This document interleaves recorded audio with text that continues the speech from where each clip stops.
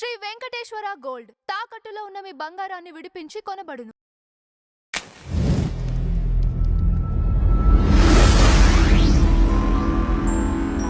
నమస్కారం గురుదేవ. నమస్కారం. మన హస్తంలో ఉన్న గుర్తులు, ఆకారాలు, ఎత్తుపల్లాలు ఆ వ్యక్తి యొక్క జీవనాన్ని ప్రభావితం చేస్తాయా గురుదేవ? ఇది నిజమేనా? ఖచ్చితంగా. ఓకే. ఇంచేతనంటే మన అరచేతిలో ఉండేటువంటి రేఖలు ఏవైతే ఉన్నాయో, ఈ ముద్రలు ఏవైతే ఉన్నాయో, గుర్తులు, గ్రహస్థానాలు గ్రహస్థానం అంటే ఎత్తుపల్లాలు ఇవన్నీ కూడా మన మీద ప్రభావం చూపెడతాయి. ఎలాగంటే ఇది మన ఐడెంటిటీ కదా. వేలు ముద్ర మన ఐడెంటిటీ. 10 వేలు ముద్రల్లో ఏ వేలు ముద్రని మనం ఆధార్ కార్డులో మనం ప్రజెంట్ చేసినా సరే మన ఐడెంటిటీ తెలిసిపోతుంది. అంటే అది మనల్ని గుర్తుపెడుతుంది కదా. అది ఒకటి. రెండోది ఇంకా రేఖలు.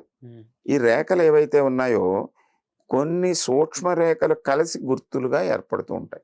ఇవి ప్రధాన రేఖలు జీవిత రేఖ, శిరోరేఖ, హృదయ రేఖ, అదృష్ట రేఖ ఇవే. అలా కాకుండా చిన్న చిన్న రేఖలు ఉంటాయి. ఈ చిన్న చిన్న రేఖలు కొన్ని కలిసి ఒక గుర్తుగా మన గుర్తు అనేటువంటిది మనం పెట్టుకున్నాం. ఆ గుర్తుకి ఒక ప్రాధాన్యత పెట్టుకున్నాం. అంటే 3 రేఖలు కలిసి ఒక గుర్తు కింద ఏర్పడి త్రిభుజము అంటాం. త్రిభుజం అంటే 3 కోణాల్లో 3 యాంగిల్స్ లో వచ్చేటువంటిది. అంటే మూడిటిని కలిపి ఒక సంవృతం చేస్తుంది. అంటే ఒక గుర్తింపుని తీసుకొస్తుంది అక్కడ. అంతే కదా మరి. ఇప్పుడు 2 గీతలు ఇలా ఉన్నాయి, గుర్తింపు ఏం లేదు. మూడోది ఎప్పుడైతే కలిసిందో ఓహో ఈ భాగం అంతా కలిపి త్రిభుజంలో ఉంది, ఇది ఒక ప్రత్యేకత అని గుర్తు. అది ఒక గుర్తు. అంటే సంవృతమైతే దానికి ఒక గుర్తింపు వస్తే ఆ గుర్తున్నటువంటి వ్యక్తి ఒక చేతిలో ఆ గుర్తుంది అనుకుందాం. అంటే అతనికి ఒక రకమైన ప్రత్యేకత గుర్తింపు. అది ఎక్కడ ఉండే ప్లేస్ని బట్టి, ఏ స్థానంలో ఉందో, ఏ రేఖతోటి ఉందో ఆ పర్టికులర్ స్థానానికి సంబంధించినటువంటి వృత్తి వ్యాపారాల్లో లేదా రేఖకు సంబంధించినటువంటి లక్షణాల్లో అతను గుర్తింపును పొందుతాడు. ఉదాహరణకి గురుస్థానంలో ఉంటే, గురుస్థానంలో త్రిభుజము గాని ఒక చతురస్రం గాని ఉంటే ఆ వ్యక్తి గురుస్థానం అంటే నాయకత్వాన్ని, ఆధిపత్యాన్ని, ముందుగా లీడ్ చేసేటువంటి లక్షణాన్ని, ప్రభుత్వం నాయకత్వం అన్నా లీడ్ చేసే లక్షణం ప్రభుత్వాన్ని. అంటే ప్రభుత్వంతో కలిసి ఉన్న సంస్థల్లో ఆధిపత్యాన్ని వహించాడు. అంటే ఆ విధంగా దాన్ని మనం అన్వయం చేసుకోవాలి. ఆ గురుస్థానం ఉన్నతంగా ఉంది, గుర్తుంది, వాళ్ళు ఖచ్చితంగా నాయకత్వాన్ని వహిస్తాడు అని చెప్పొచ్చు. అలాగా చాలా గుర్తులు ఉన్నాయి మనకి. భారతీయ సనాతన సాంప్రదాయంలో సాముద్రిక శాస్త్రంలో దగ్గర 120 గుర్తుల వరకు మనం ఐడెంటిఫై చేసాం. ఇంకా ఉన్నాయి, కొత్త గుర్తులు కొన్ని వస్తూ ఉంటాయి. మనం గమనించింది అంటే ఇప్పుడు పద్మం ఉందనుకోండి. పద్మం అంటే ఏంటి? మనం పవిత్రంగా చూస్తాం. పద్మం ఎక్కడ ఉంటుంది మనకి? బురద నీటిలో. బురదలోంచి పైకి వచ్చి అది ఒక పవిత్రమైనటువంటి పూజార్హత కలిగి ఉంటుంది.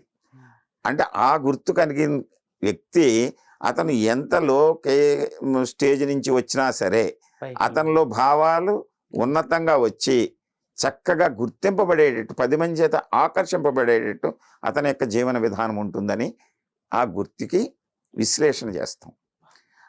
మరలా మళ్ళీ అది ఉండేటువంటి ప్లేస్ని బట్టి మళ్ళీ మారుతూ ఉంటుంది. అలాగే అరచేతిలో గుర్తులు చాలా ఉంటాయి. శంఖం ఉంటుంది, మత్స్యం ఉంటుంది. అంటే చాలా వరకు పవిత్రమైన భావాన్ని చెప్పేటువంటివి, ఉన్నతమైనటువంటి ఆశయాలకి అనుగుణంగా ఏర్పడినటువంటి గుర్తుల్ని మనం చెప్తూ ఉంటాము. కొన్ని వ్యతిరేక గుర్తులు కూడా ఉంటాయి. ఇంటూ మార్క్ అని, కత్తెర. అదే కత్తెర అంటే ఇంటూ, క్రాస్, కత్తెర, అది వ్యతిరేక గుర్తు.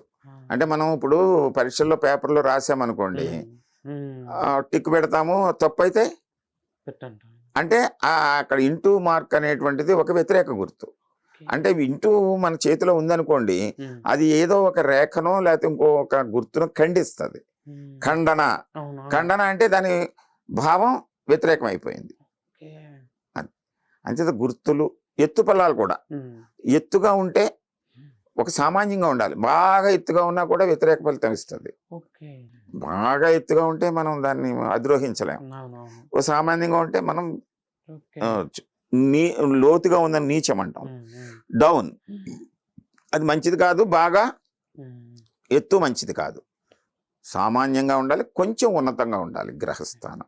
దానివలన కూడా ఆ జాతకుని యొక్క భావాల్లో మార్పులు, భావంలో మార్పు వస్తే దాన్ని బట్టే జీవితంలో భవిష్యత్తులో అతని యొక్క కర్మలను ఆచరించడంలో, అనుసరించడంలో, మార్చుకోవడంలో ఉన్నతమైనటువంటి స్థితులు ఈ గుర్తులు కల్పిస్తాయి. అది ఐడెంటిటీలు అవన్నీ కూడా.